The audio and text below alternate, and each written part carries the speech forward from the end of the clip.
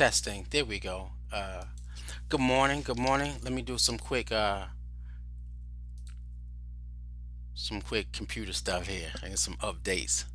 Some quick computer configuring, making sure that we good for the day and everything is rolling exactly the way we would like it to roll.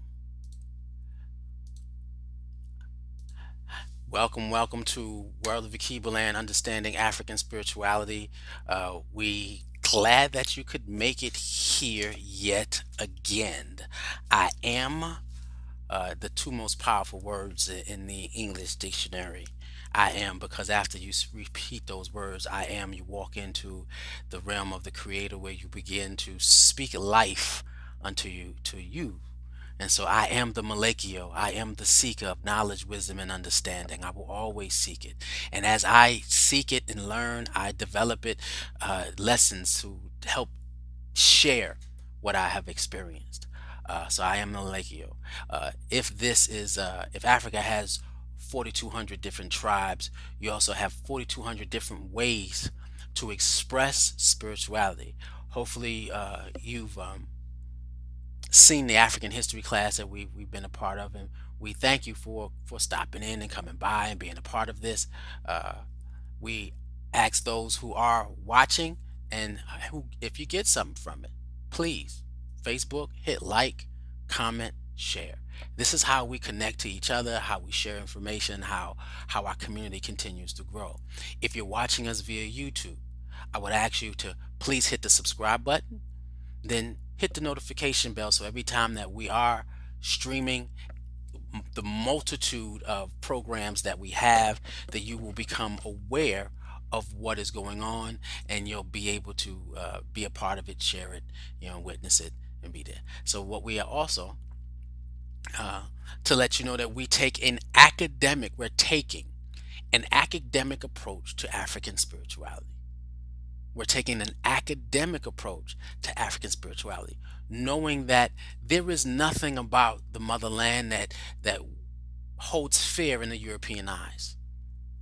There's nothing in the motherland that holds fear in the European eyes. So we're going to take an academic approach, and we're going to we're reading books and writings and studies of African scholars who have gone back to study ancient African and indigenous civilizations and ways, so that we can get an understanding of African spirituality, because there are no sacred scriptures.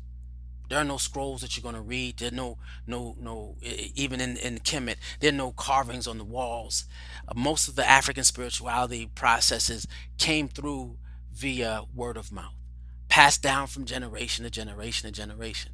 And so we're going to take an academic look at the study of African spirituality, and then we can take, once we go through the academic look and get a foundation of the premise of African spirituality in various environments. So it doesn't matter which particular sect you choose to take a look at personally, but you'll have an academic approach or an academic foundation understand the who, the what, the when, and the why of things. Have I been approached by individuals? Yes. A lot of my friends give me a call who know that, I come from a community that took the traditional African ways and brought it into the Christian environment, where we're able to filter out the tainted teachings of European uh, Christian missionaries who forced a wrong doctrine down our throats. And so this is 68 years, and I'm hoping to be around when my church community hits hits 100 years. I'm trying to be here, y'all. 40 more years in the making. Yes, and being a part of it, to see us say that we've been doing this for 100 years, freeing ourselves from the influence of Europeanized doctrine in the Christian faith, and being able to pull African, ancient traditional African rites of passages and experiences inside of our Christian worship. And it not even have to be Christian worship, it could be Muslim worship, right? Because those are the two youngest faiths created from ancient African wisdom: Islam and Christianity. Everything else dates older. Make that something. Now, do I belong a part of a church community? Absolutely. Absolutely. And one of the things that they taught us when we were coming up, and I was going through, ha ha ha, we'll talk about that a lot today. When I was going through my rites of passage, as joining the church and coming in, and it's not right off the back that they say this. As you move and you go through your certain levels of rites of passages, and you're getting higher and higher in your understanding of who we are in God, right? There are suggestions. There are suggestions of books. Now, I'll say this to my church community: if you're listening, Cardinal Bayou, if there is another book after this one, send it to me, because that'll be the next book that I go through from chapter to chapter to chapter. Right? If there's another one, because I'm looking for that next book, because we're on chapter 12 on this one. So yes, we were told, we were asked, or it wasn't even told, because you don't tell somebody anything. Um, we were advised that if you're looking for a greater understanding on African spirituality, to read this book. And certain groups where we would, they would talk and interact with it. I know in my journey I didn't have much encounter with it, so later in the years I sat down and said, because again, they don't, oh, read the book, that's not what we do. We suggest it because this is your personal journey. No one can force you to understand a greater sense of self that you have in God. No, this has to be a walk of free will, right? And so I spoke to a lot of individuals in my community who did go about it and read it, and yes, so we're going through it. And again, so it's an academic approach, and in it, it does speak of making sure that you find whatever you do when you're looking for a spiritual, a more traditional spiritual discipline.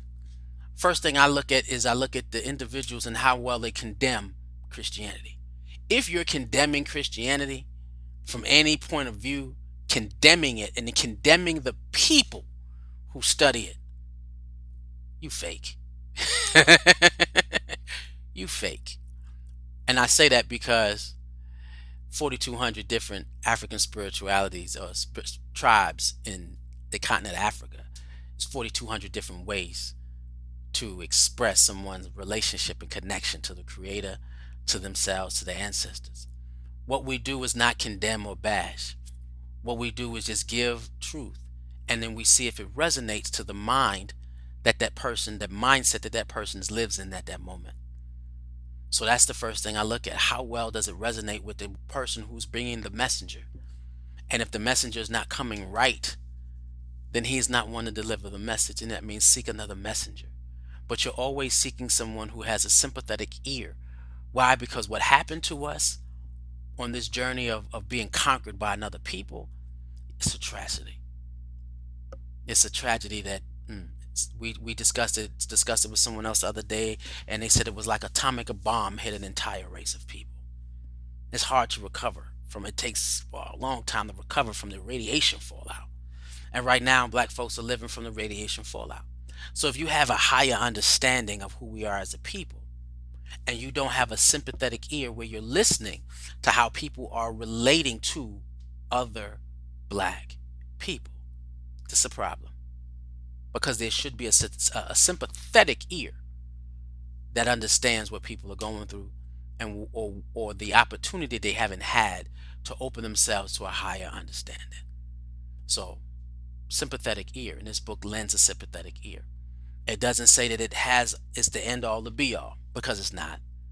However, it does open us up to understanding what was the spiritual energy of the people who created such beautiful things. If you were a part of the African history class that we just left, World of Keebaland Roots and Culture, they talk about architectonics. In architectonics, they talk about the architecture of ancient Kemet and how it influenced the architectonics of modern society here in Washington, in Washington D.C. and around the globe. That might be a class within itself. Architectonics, the different structures in the United States that resemble the spiritual buildings and structures of ancient Africa, ancient civilization, and its spiritual connotations and what they wanted it to mean, but didn't want to tell you because they knew they were going to enslave you. They just can't tell you. They're using your own wisdom to do it. So you always got to look for a sympathetic ear. You always got to pay attention to detail. You know, but this is a more of an overflow, helping you understand. So, do I have a particular African tradition that I follow? Absolutely, and we'll discuss that, not in depth, but I'll show you who, when, and where today.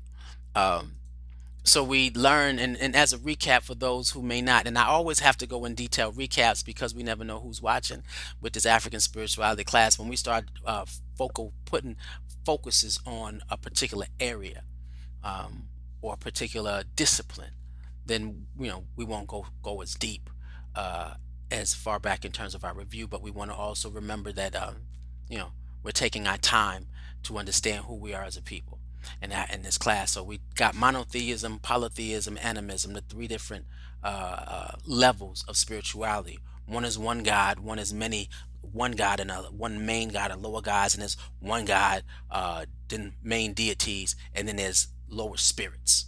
That's animism. All right, so those are the three levels or three different categories of African spirituality. Again, this is in one continent, and this is what they found throughout the continent. And so, Christianity is monotheistic. Excuse me, that's fine. But Yoruba has like 1,500 different gods, polytheistic.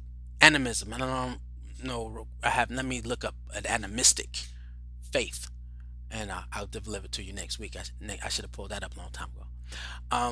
And then we have the scenario of the basic categories of structures of that the faith, which is Mtu, which is or the people that exist that is in an existence in that faith, and we have sorry, Mutu. Forgive me, I'm Russian, and we're gonna slow down. Mutu. The Mutu is everybody that anything that exists from with a intellectual capacity.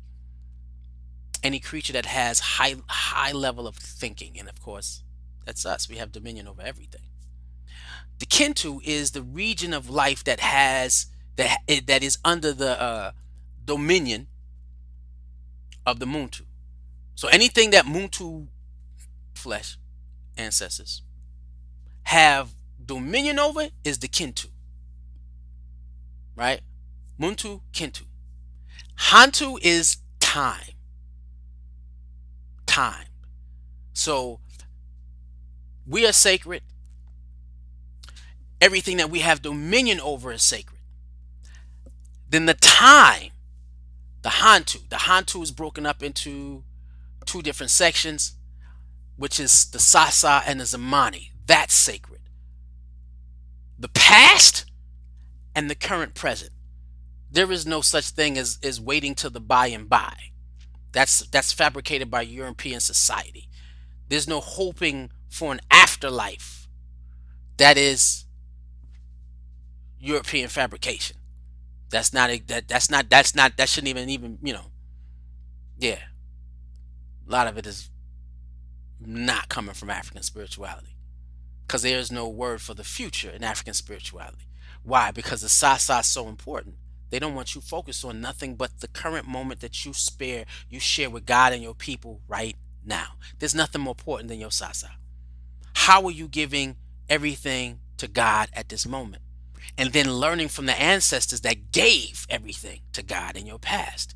Because the time you have, your actual time, which is the time you're living, and the time that was lived, right? That's actual time. The other time has not been produced yet. We don't know if God is destroying the world tomorrow. So if you don't know if God is destroying the world tomorrow for African spirituality, your current now is the most important. And then the last, but not least, the Kantu. The Kantu is the modality of service and worship. It's the expression of your spiritual awareness, your spiritual connection. It is in everything.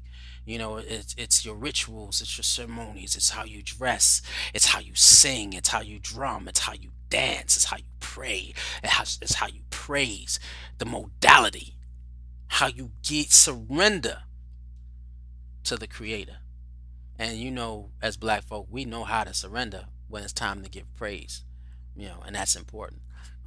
You see how every word ends with NTU. That is considered the spirit that binds all levels of these areas, these categories together. In Christianity, that's the Holy Spirit. Mm. So it's not like Christianity made that up. No, Africans have been doing it for a long time. And then we took a look at the nature of God, all knowing, all seeing, and everywhere.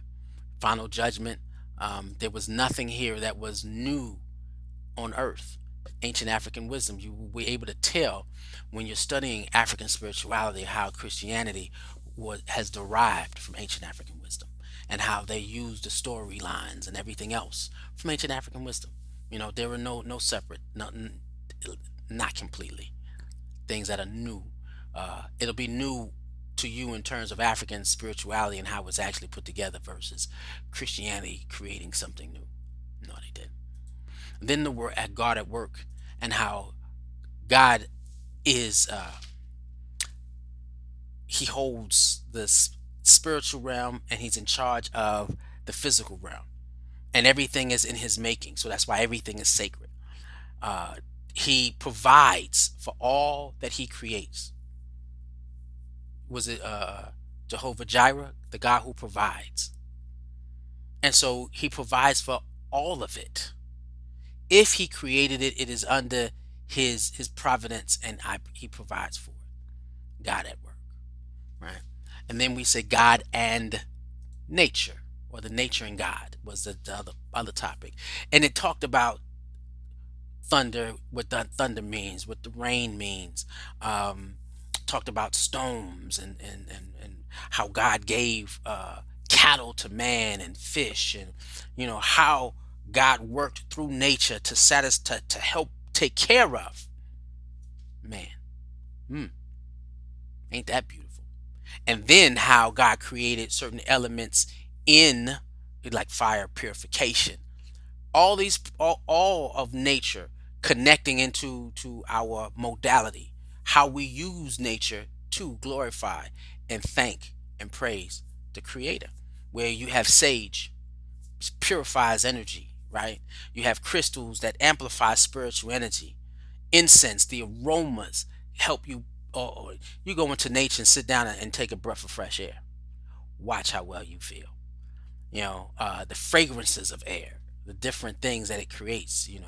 Lavender and jasmine, and they've watched these things and how these things had an effect, and they would study nature and its relationship to man, and knew how it affect us. Took time. That's why we were the first people on the earth doing these things. And then you have worship in African spirituality, which is the drumming, which is the dancing, which is the singing. It's also the rituals, right? And ceremonies. It's now in modern society, it is candle lighting, right? It is smoke, Santeria. All of it is a process. It is pouring libations. It's everything. It is acknowledging our ancestors and asking our ancestors to join with us to acknowledge the present power of the Creator. It is being connected to all things. And then it is realizing that, okay, only certain people can speak with the Creator. And that's the same way we have pastors. Yeah, they have pastors too. They have medicine men, men. It is those who work, because some people may not be able to call on God, or have the ability to, or have the words to speak to say it. So someone who studies how to worship, and that's there too. Again, nothing new. Beautiful. So if you need somebody, find you a shaman. Find you a prayer warrior. My prayer soldiers. I have my sister, man. You know, Yolana's a praying woman, and you just can't take it away from her. You just say pray, she goes straight in. It's not even a. It's so natural for her. Sometimes, okay, let us assume the attitude of prayer. And sometimes you don't even know where your mind is, and so you got to close your mind off to outward interference. In her, when you say pray, she walks in a state of prayer. And so sometimes you need to call on people to pray for you because your mind cannot focus there. Or even in our says, they said they talked about deities, other spirits. Sometimes you need a shaman to reach out to a deity in African spirituality and have that deity go before the presence and power of God, or help you fulfill. Can we get this done together? God in Christianity talk about angels. In African spirituality, they call them deities. What's the difference? You want to get mad, but you believe that they're divine angels, so you can't believe that they're deities. It's just a different word coming out of a culture that they tell you not to connect to. Why? Because you might just be even more powerful than what you are if you take the time to figure what you have connected to you. And so we dealt with the deities, the spirits, and the living dead are the ancestors. And so that was an important part of African spirituality. Deities and spirits. And now if you're dealing with deities, deities are individuals that have never walked the face of this earth, right? Angels, no, never been human, put it that way. Spirits are your ancestors, those that you know the names of. No, spirits are the deities, and the spirits are, no, those who you don't know. That's what the spirit is. I'm sorry. Spirits are those who are of your ancestors that you're not aware of, where they've so far out of your sasa, so deeper into your zamani, that they don't even have a facial structure anymore. You don't. There's no one living that remembers who they were. So they're spirits. Now the living dead will be ancestral spirits that you remember, you know, you've laughed with, right? And so that's 5 generations. So the spirit world is, the spirits are anything beyond 5 generations of a family's bloodline. And the living dead are those within those 5 generations. So if I, God forbid, I pass today, I have my daughter, right? My sons, my daughter, my kids. I got kids, right? I have my kids. They have their kids, and they have their kids' kids. Those who will remember Brother Ajay, officially remember Brother Ajay, and maybe tell stories, hopefully, of Brother Ajay, of what he's done for you. And it keeps me vibrant in the living dead section, that ancestral section, right?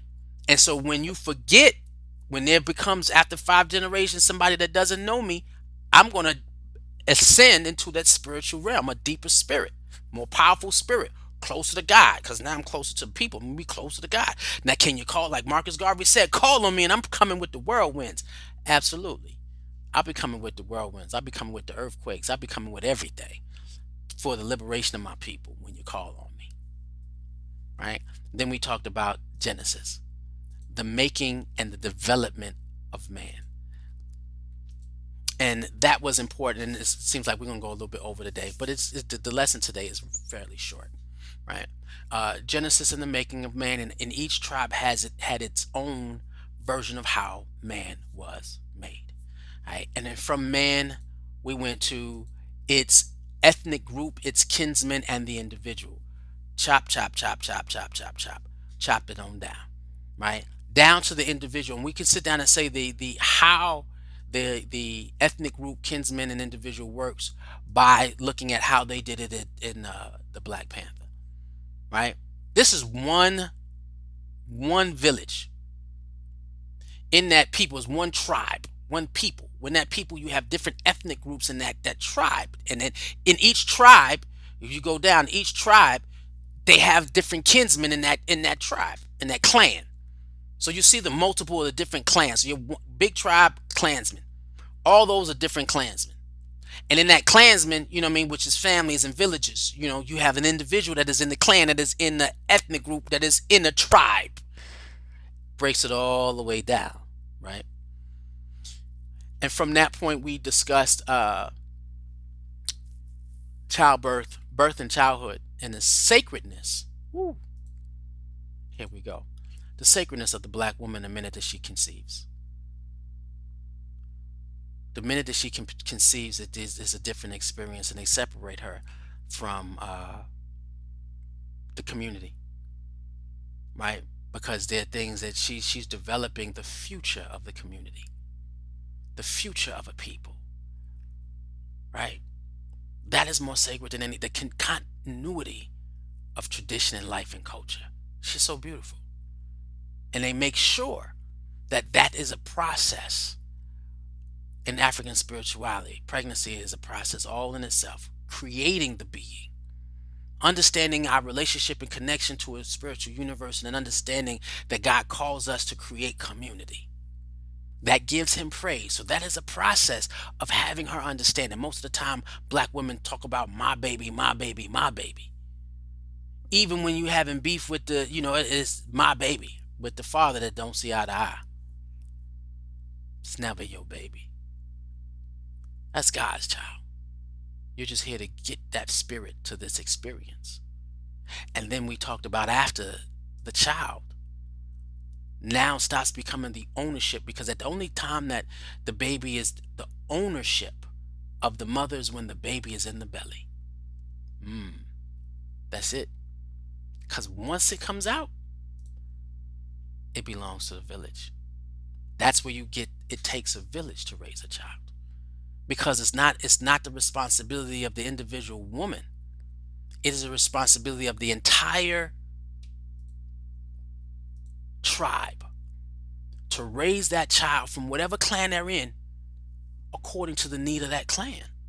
It takes the village to describe the needs, the cultures, the heritage and the responsibilities that each child has to hold to maintain the identity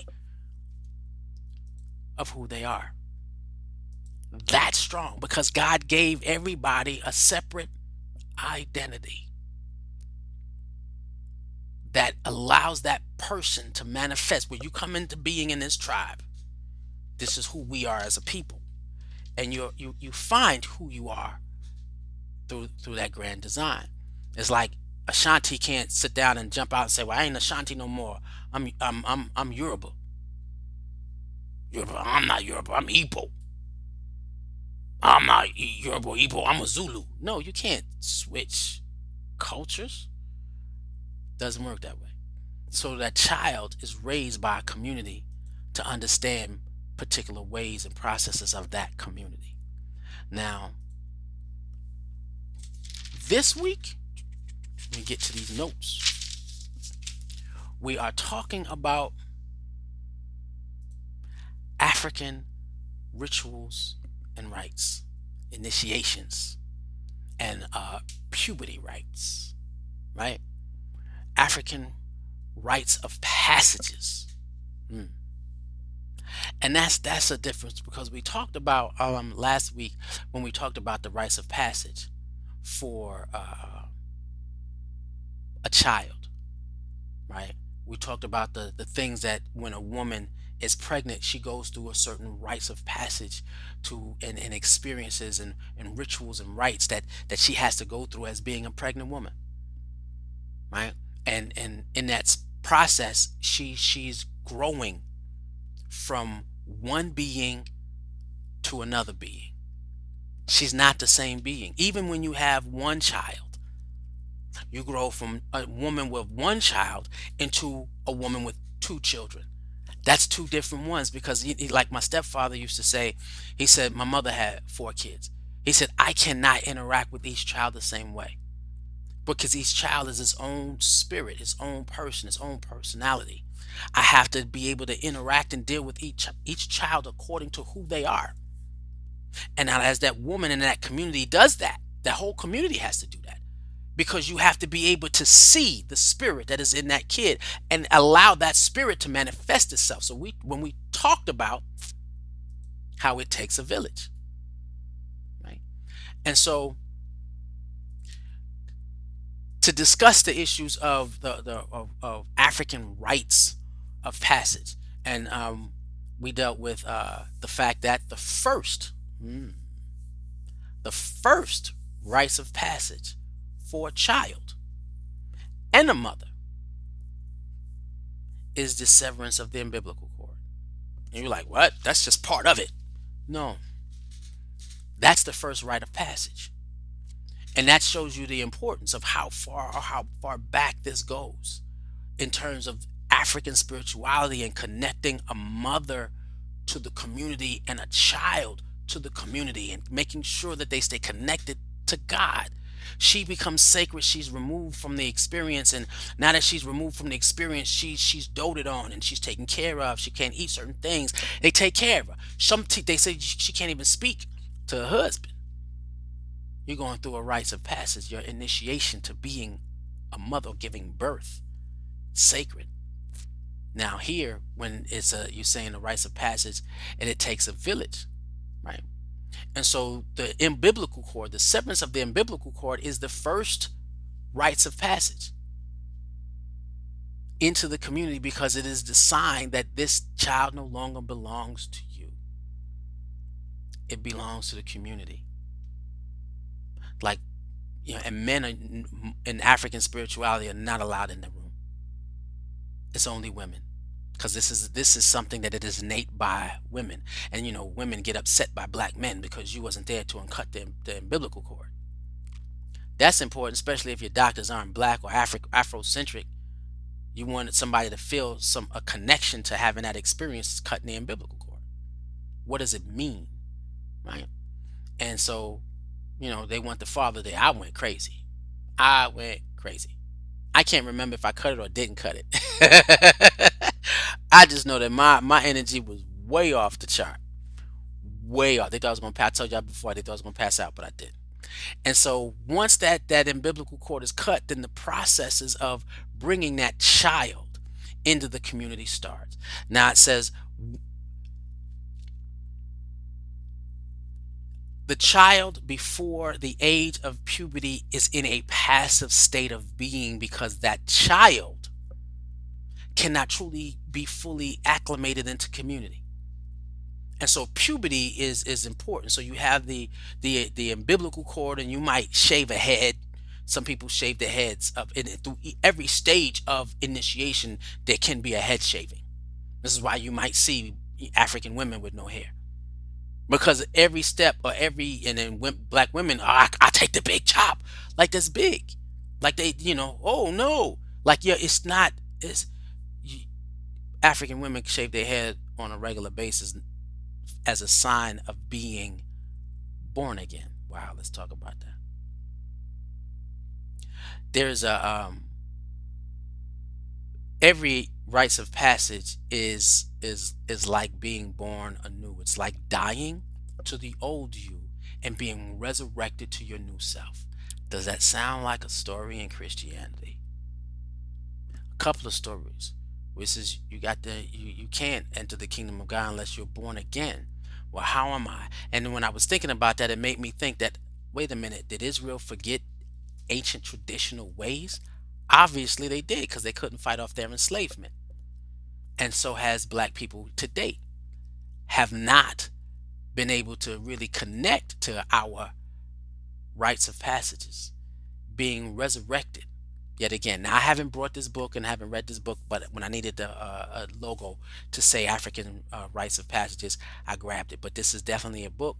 I might take a look at it and see, or I might not now. There is another book that I will recommend that shows you the journey of a brother going through rites of passage. And he went through it at an older age. And sometimes it's rites of passages, initiation and puberty rites, are moments, they are moments of rhythm and time. It happens and for African tribes, it's different per tribe. It's different completely per tribe. The age limits, the groups, what they require, it's different. Now, of water and the spirit, when I say, do I have a African spiritual system that I follow? The Dagbani tribe, yes. Maldoma Somé, yes, he's been in our community. His students are in our community, and they're teaching. Still teaching from our community. I teach from a brother. I learned. I study right up under a brother who is direct from Maldoma Somé. Uh, so this is the book that, after that first African spirituality book. I mean, I got that right here. After this one, than you have of water and spirit.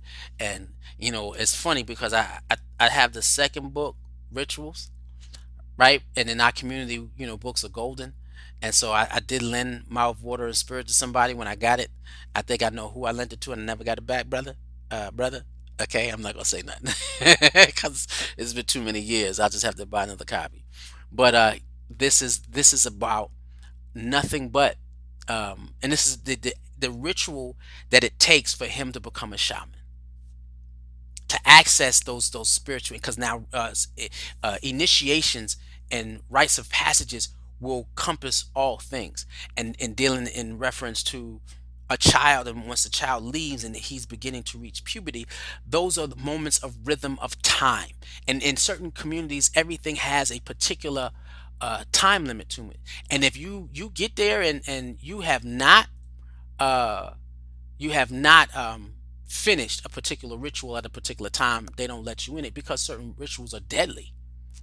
Certain rituals are absolutely deadly, and they say when your mind is grown too old to embrace the spiritual awareness of African concepts, they don't let you in. You can't. There's only a limit. And now we have no choice but to test that, because you going into the woods, you separate. I mean, this is a connection to your parents, in terms of when you're separating first, and now you're in a community and you're a child, and this your puberty is a relationship with that connects you to your parents, to your relatives, to your neighbors are involved, and your ancestors are involved. This is a direct. Everything they do is a direct connection, and it's a introduction, right? It's an introduction to communal living. Rites of passages are an introduction to communal living. And it's, again, it's not just it's not about mom, because we're raising our children so much in the individualistic state of mind, where you it's just you and your kid, and was you and your kid and whoever you bring your kid, and oh, don't touch my kid, or don't. Why? Because we are not a people anymore. We're not a people anymore. I don't know how many years removed where you can walk down the street. I remember as a child, I walk down the street and I do something bad. Somebody else is beating me. I'm getting beat by your mama's belt. Why? Because we represent a people. And then when I got home, my grandmama finished the whooping. Why? Because we represent a people. And then somewhere along the line, we stop being community. We stop looking at raising children as an experience of the parents, as of the relatives, of the neighbors, and the ancestors, our spiritual. If your grandfather was still here today, if anybody ever heard that.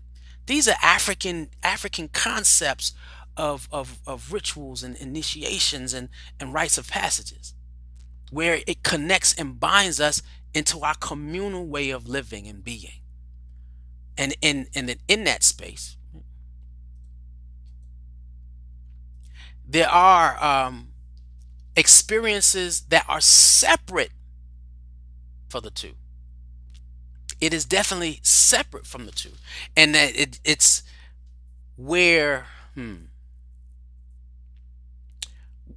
learning how the art of communalism is one thing, but then learning your role in that community, the male role versus the female role. They're clear role models, they're clear uh, uh, ways or things that a woman contributes to a community versus what a man contributes to a community.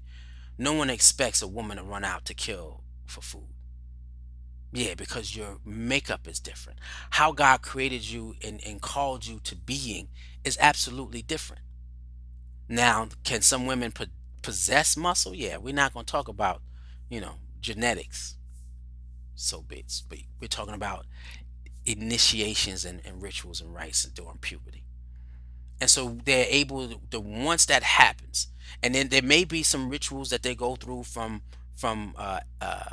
infancy through toddler, and because you have to wean off. Some people say that that is a part of a ritual where you wean the baby off from milking. But now, do you know that inside of a community, any mother in the community can breastfeed a child. Why? Because that child is a part of a communal society, and we all eat, we all grow, we're all educated, we're all developed from that scenario. And in this space of learning, these going through these rituals, these rites of passages that teaches you, and that will include sex life, it'll include marriage, it'll include how to procreate, include what are your family responsibilities, it includes everything. And it's different in some of these, in these scenarios, you can separate man and the boy and girl. They're separate. You may have a group, and I'm talking and I'm free flowing. You can have a group of men separate themselves from the community. You're not allowed back in the community until you go through initiation once you reach a certain age. And they go through their rituals of learning how to be a man within that community. And it is imperative that you pass.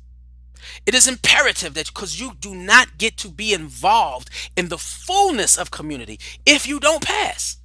You can't get a wife. You can't get a girlfriend. You can't, if you don't know how to hunt, you can't have a family. There's some things that you can't do. You can't even learn certain trades because the community has to be able to trust you.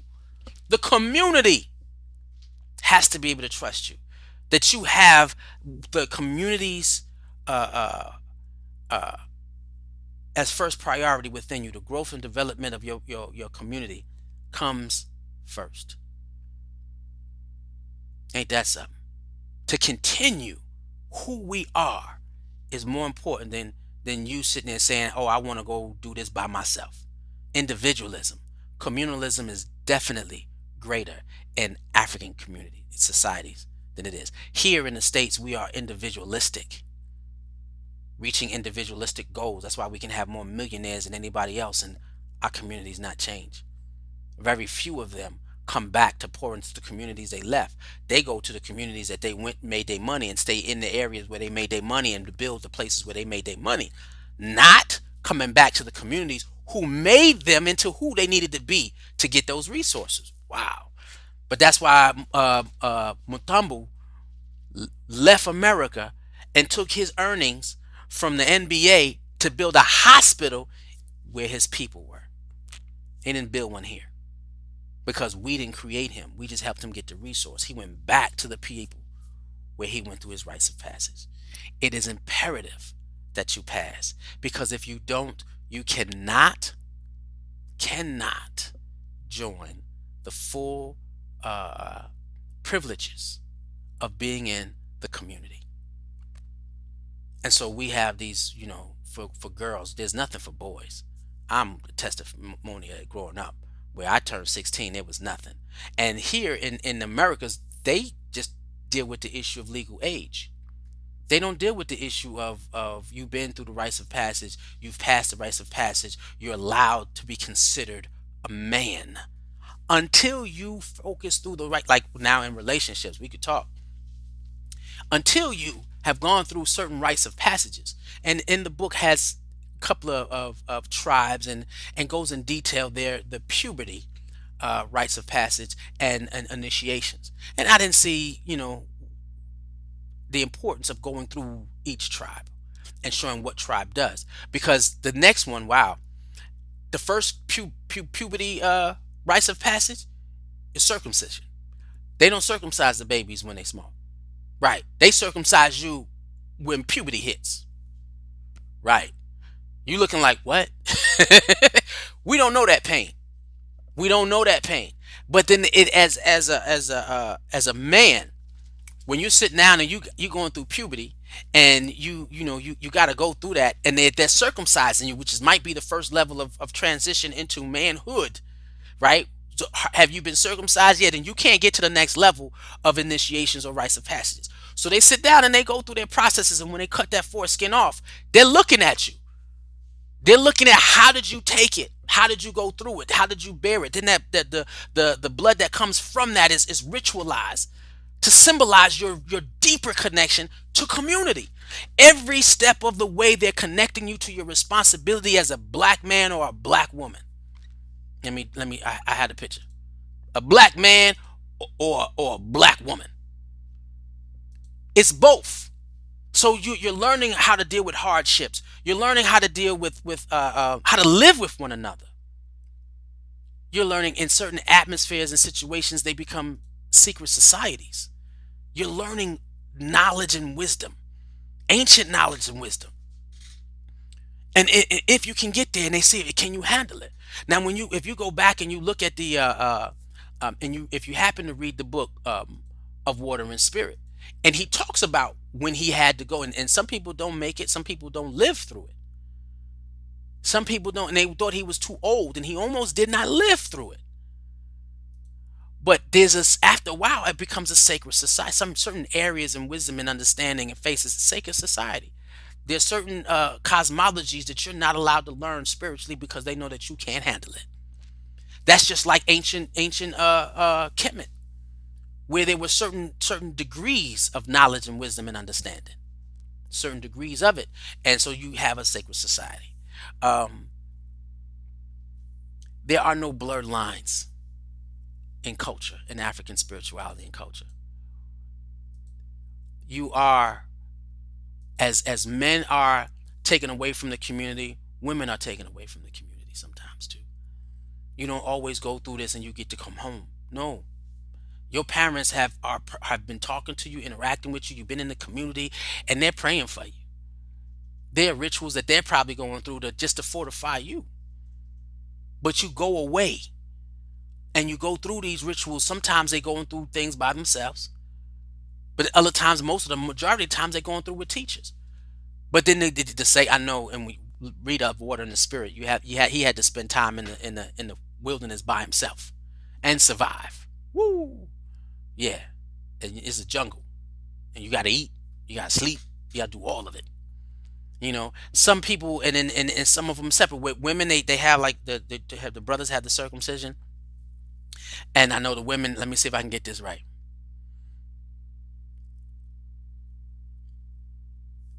Clitoridectomy. And when I read about this one, I didn't want to like reading it because I'm like, I'll take the issue of you cutting my foreskin, right? I'll deal with that. But having the concept of a woman getting cut as well to signify her movement into womanhood, and how she takes it, talks about her courage and bravery.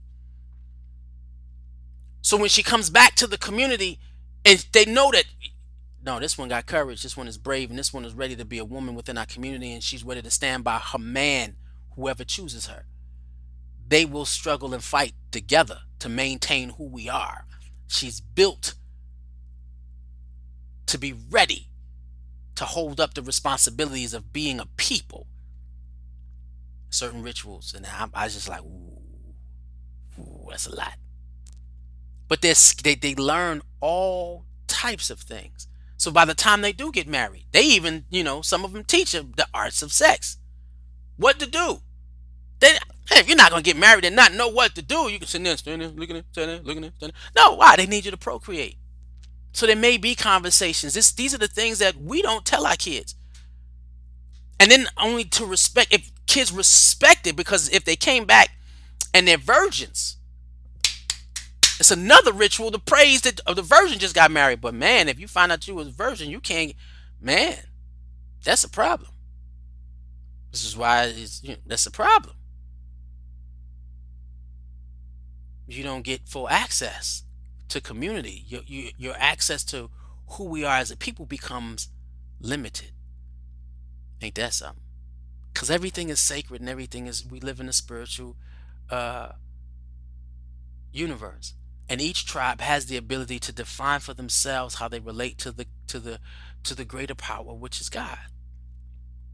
And how we can continue to build on who we are as a people.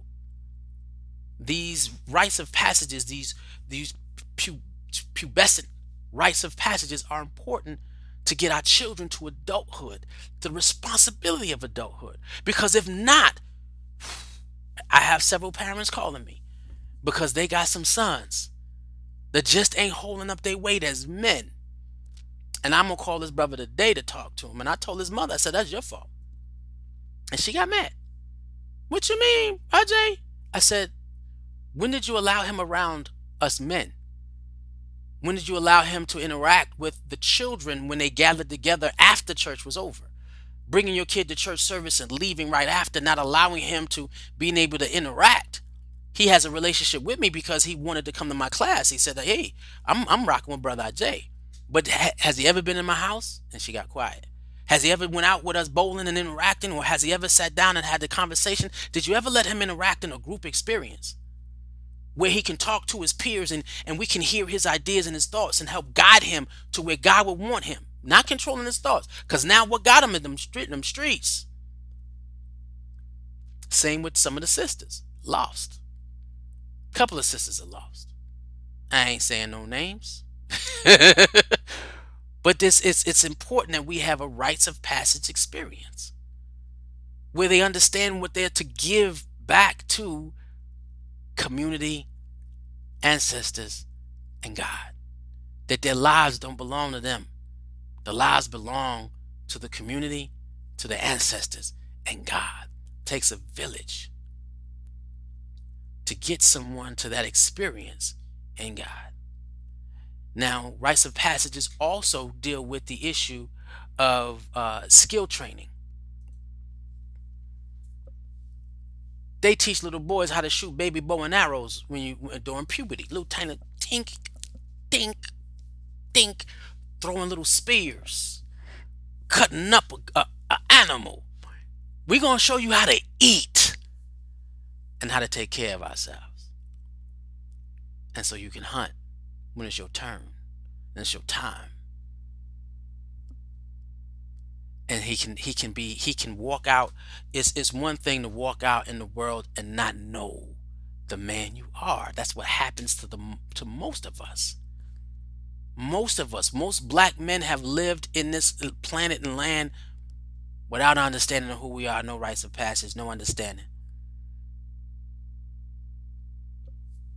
And now what we see is the self-exploitation of our own women, where they fighting for themselves the best way they know how. Self-exploitation.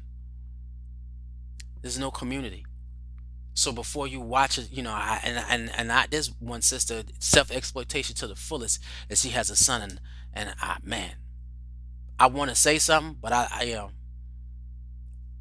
tried to, and she's so far lost, she can't hear you. She can't. But she still continues self-exploitation, and she thinks she's doing right by her kid. And the only way you can tell somebody's doing right or you've done right is by the outcome. That's it. There's no other way. You've done the best you as an individual knew how to do. And you couldn't do no more, so you hope that it takes. If it doesn't, that means the community that you were in did not assist you in the way that you needed, and you didn't find what you needed to assist it because your child is a rogue. And we have black rogues all over the place because we don't understand the importance an African spirituality plays in the development of a stronger community. But this is a part of it. This is why we connect to our ancestors, we connect to our children in certain ways. We connect to God in certain ways.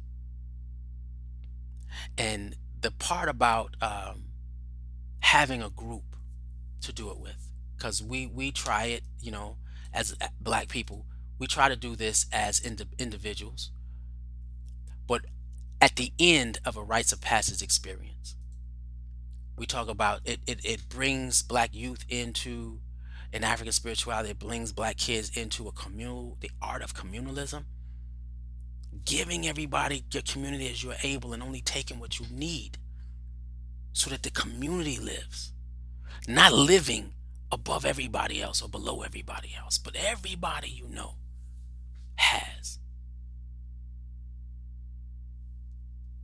Once you go through the hardships, I know for me, and this is where I'll talk about my community. We're gonna talk about my community, and I'm gonna put them on blast. My community and our rites of passage experiences. We had coming in, you have GM, the first level of understanding, right? That's general membership. Okay, from general membership, if you were ready to move and you had the time to begin your studies, you entered into OTG. And if anybody from my church is listening right now, I know you about to go crazy, because this is the life that created us. You see the spirit of God, and I think, man, Jamoja Baby Hodgman and them just walked in. I just had Corporal Calfani, Captain Calfani just walked in the room. Hey, Calfani! We had OTG, orientation or orientation group, right? Orientation training group. So you got OTG, GM, general membership. You just walk down the aisle. You go to OTG. So they're gonna orientate you to your faith. They're gonna orientate you. You're gonna start going through studies, and you gotta pass. You gotta pass before you can move up to the next level of what? Learning, understanding, wisdom. You just can't give somebody leadership of black people before you understand that the scar of the mark of slavery is still in them. They have to be, again, acclimated into a communal environment. So after OTG, you could go into a Southern congregation, which is just a regular church, which is the foundation of the church. That keeps the church and the community functioning. It keeps us functioning. Those are, we cleaning, we cooking. We might have specializations with your cars. We helping to raise money for the church. General congregation. That's a Southern congregation. That's mid level. Then you had CTG, right? OTGC, where you get confirmation of your faith, confirmation of when you, and that's studied. You studying, you taking tests, you passing, you interacting, you talking, you're having these exchanges. And you might have went through OTD and CTG with the same group of people. Or some people who went from OTG going into CTG didn't have the time, because it takes a lot of time. You got to be there a certain amount of days. You know what I mean? And you are separate from the community. Right? You might have a shirt that's, different shirt. Everybody had every group had different T-shirts. Oh shoot, I love this thing, right? See, I love this thing. I loved my experience of my growth. Loved it because it got me to experience my greater self and my relationship with God. If my church asks me, they always ask me all the time, how do you do so much? I said, because I've been through the rites of passage to understand who we are as a community, and with this communal spirit, and give as you're able. If I can give more, then I'm going to continue giving. And because of those experiences, I continue to give when no one is telling me to give. Why? Because it's in me. Now, we do have a generation of black youth that did not have that process. They did not have that process. So we're looking at them like, where you at? They didn't have a process. They really didn't. Right? So now you have OTG, you got general membership, OTG, CTG, confirmation, and then you have congregation. And then again, this is African spirituality being brought into a Christian experience. Why? Because we need a communal environment. Wow, I'm hyped up, y'all. I'm hyped up. Sorry.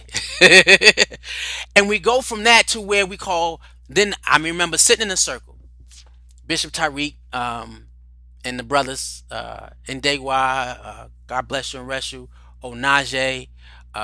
We had Ndaba, Elder Ndaba, who's elder now. We had Sister Oni, Mother Oni, Elder Oni now, one love. Amanada, one love.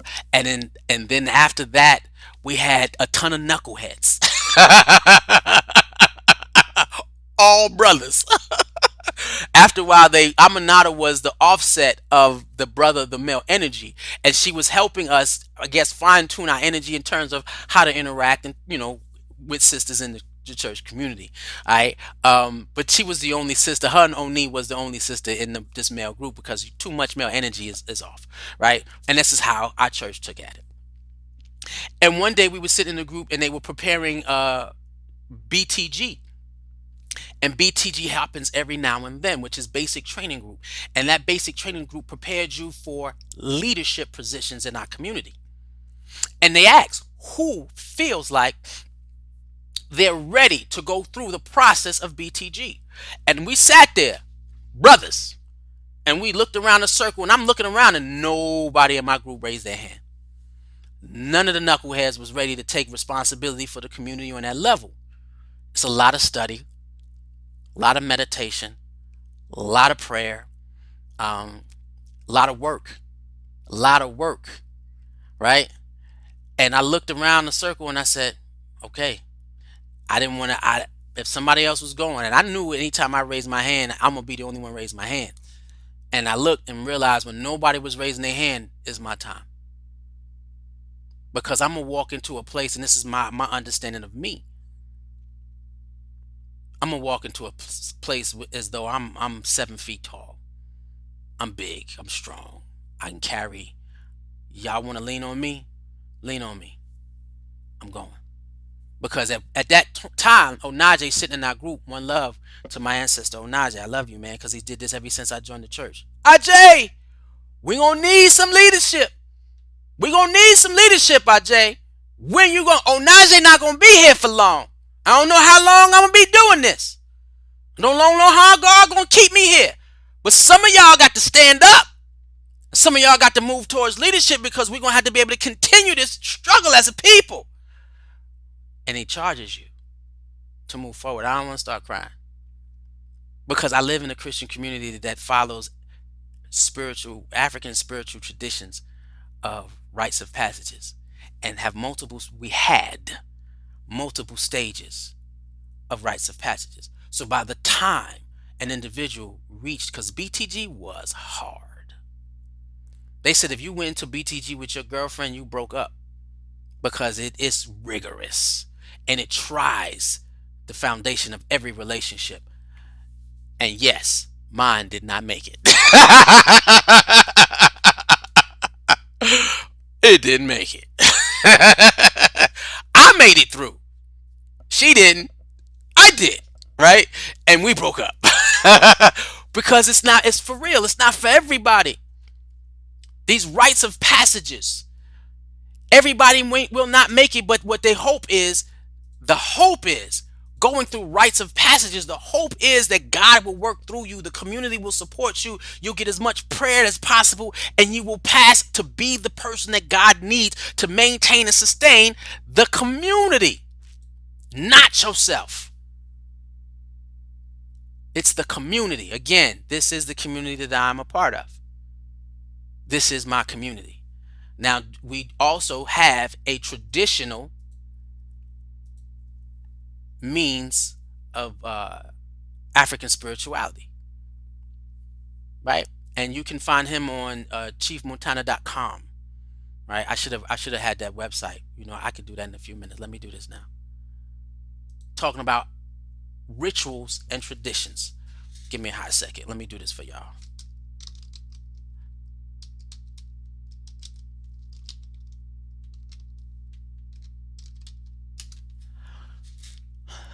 Let me do this for you. This is the good thing about it being my show. Where you at? I know I saw you up here a few seconds ago.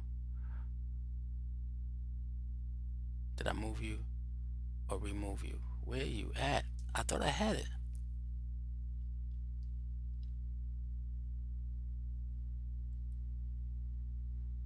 Okay, I guess it's not here. But I'm gonna set this up so that you can see it.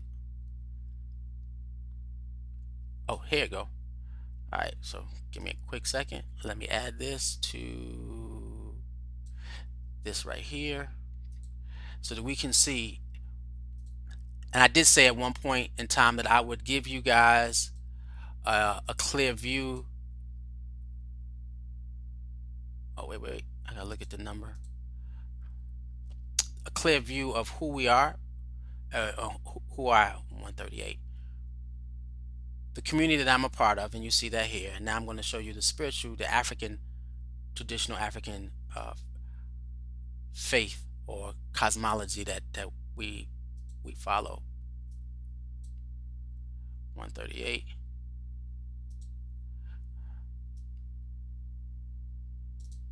Let's see here, desktop. Move, increase the size so you can get a good look at it. So in that, and I am in the process of going through the training that is put together by Maldoma Somé, right? From one of his students here. That's Chief Montana. And so, yes, you've seen. Let me go back. Let me go. Well, let me switch here.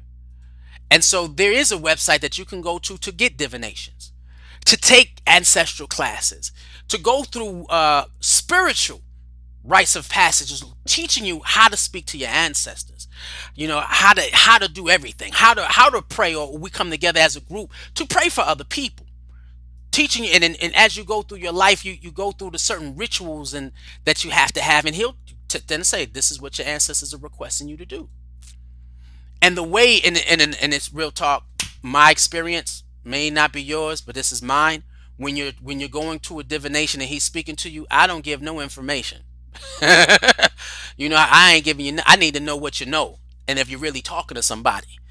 And real talk, he was talking about some things that because I'm active in my spiritual awareness. I'm active in my journey. I'm active in the liberation of black people. I'm proactive in my community. I don't wait for not one person to leave. When I transitioned from BTG to ATG, and then we transitioned out of our way of life, right? We transitioned out of away from our traditional format to say, okay, we don't have to have rites of passages anymore. What? Completely destroying what made us, right? I still was in a position and was spiritually accepted the responsibility that I received that going through those processes. So now that we don't have a rites of passage necessarily, not necessarily, not a court, no, we don't have the rigorous rites of passage that we used to. Let's say that we have a milder one, but not a rigorous one, because man, it was super strict, right? And so you knew the community knew what you were made of. And this is coming through a time where the CIA is trying to infiltrate black power institutions.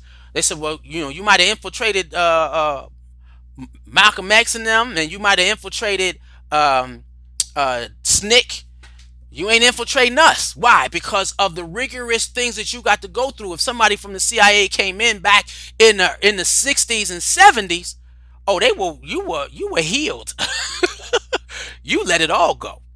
And so now we're in that space where we're bringing even more spirituality in, and we open it up to the community saying, what is it that you want to do? And so with me, after BTG going into ATG, and then the dynamics of our community changed, I don't need anybody to tell me what to do. Not I don't need, but I'm going to do what God calls me to do. And then when leadership puts something together to say, hey, brother, can you assist? Absolutely. Hey, brother, we trying to do this. Can you help? Absolutely. But in that process, I also build on to the things that I know that I can build on without having to be told. That's when you know you're communal. When you're not waiting for somebody to tell you something to do for black people. When you are going through a process of initiation and you ain't got to wait for your community to say anything, because it be you. It be you. I went from BTG to ATG and from ATG to cadre. Cadre meaning that's the highest we can get. And it was one level up that I'm still working on. I calling out my phone day. My phone day, I'm working on that last level. And when I get there, man, I'm there. And that's what I'm working on. But it's that process. Now the thing about this experience going through African spirituality, and let me put this up so that way if anybody's looking to finding a place that they want to create an experience where they can learn how to communicate with their ancestors, they can learn how to interact and renew the relationships with their ancestors and renew relationships with the living. It's not only the people that have gone, but the living, and having those processes and those prayer processes and conversations so that to help you open yourself up, free you from the mark of slavery. We have two. You can either come here, right, with Chief Montana and the ARC, or you can come here, right? If your children come here, they come to the world of Akibaland. And we are now, and for me it was COVID put me in a place, and I know I'm going way over time. This was a powerful one. I didn't know I was going to talk this much. COVID put us in a place where we had to embrace this. We have to embrace creating an experience for black people online. Hence, that was what my training put me into. Brother, you know your responsibility to the community. No one should have to tell you what to do. If God calls you to do something, just do it. Same with the sisters that are sit down and who have done so much for our community and didn't have to be asked or voluntold. They just do it. And the good thing about going through initiation rituals, it creates a bond, a bond with those individuals that go through it together. Because to this date, when we're talking about elders within our African community, and they talk about the relationships they share, and we're bringing them back together via social media and working out where they're telling their stories. Man, to see people talk to each other, interact with each other, laugh, and remember this, remember this, remember this, they become one body. They become one group. They become a community. They become a people. This is a part of African spirituality. It's not just you have birth and your mother raises you. No, it takes a village to get you to be who you are within that village. And Maldomo Somé will tell you it was his responsibility at birth to take African spirituality to the African diaspora. Right. When we talk about the naming ceremony, is also a rites of passage. And they say in this space, even though you're giving your name at birth, some of them are not. But every time you go through a rites of passage, you may be given another name. That's why you will meet Africans with long names to tie them to that experience of that rites of passage. That keeps them connected to their parents, to their relatives, to their neighbors, to their community, to their ancestors, and to God. And so the names continue to grow. We have a naming ceremony coming up this Easter, resurrection. So that resurrection for us is not just the resurrection of the story of Jesus, but it's the resurrection of the black mind. It's the resurrection of the black spirit. It's the resurrection of black awareness. It's the resurrection of black culture. It's the resurrection of everything that God placed in us. That's beautiful, and that we contributed to the world. I can talk all day. Chapter 12, African religions and African spirituality, African philosophy. Hopefully you understand more the importance of and I meant to bring upstairs the book of rites, the male rites of passage that we have, male and female rites of passage. So there are groups within our community, church community, that is for male rites and young male rites of passage, and certain groups in our community for female rites of passage. We have individuals that teach those things, right? And separate. And then sometimes they come together, because in certain African tribes, when women are going through their things, their boyfriends are there. Yes, their boyfriends are with them to give them support to their journey. No sexual encounter, nothing like that, but it's a support system to make sure that she's strong. That's why when they get in that particular culture, when they get married, man, that's a union, because they've endured the rites of passage together in their adolescence. Yeah, there's nothing like this experience. There's nothing like it. There's nothing on this planet like it but it. And hopefully at this time, you are encouraged to this point to dive into your experience of African spirituality, culture, and tradition. And I will see you. And with that, we can build what? The rise of the African all across the globe. Because we're not the only ones seeking it. Everybody is. Y'all take a look at what they're doing in East Africa, the fourth world power in the world that just got signed in a few days ago. We making moves. And with that, let the African in you rise. One love.